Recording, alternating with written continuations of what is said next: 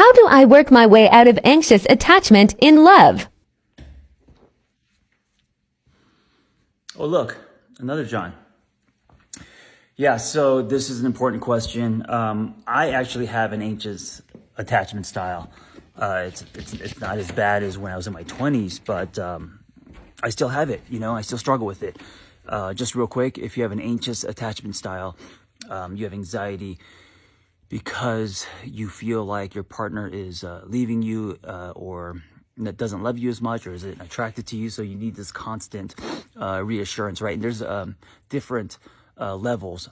There's a spectrum, right, on your anxious attachment.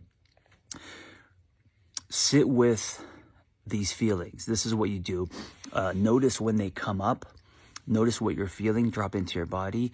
And then explore it, ideally, of course, with a therapist, but even by yourself, explore what's coming up, where it's coming from, and ask yourself if that's true or if it's just the feeling, the residue from your attachment style.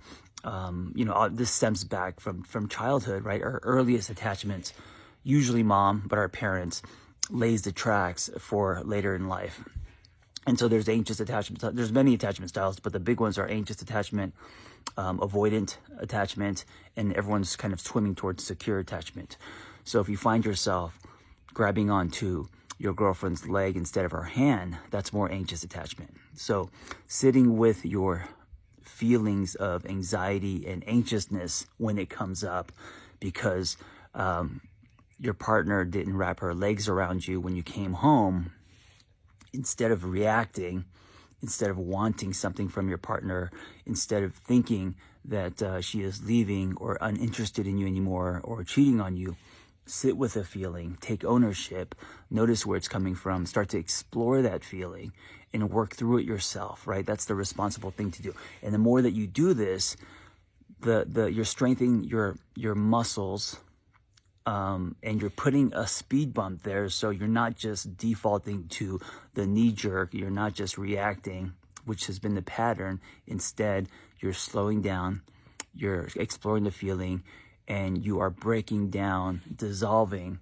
that anxiousness yourself, and then choosing to be more secure, right? The behavior of being more secure. And of course, your partner will appreciate that. And the more you do this as a practice, the more you will let go of being anxious and the more you will swim toward being more securely attached.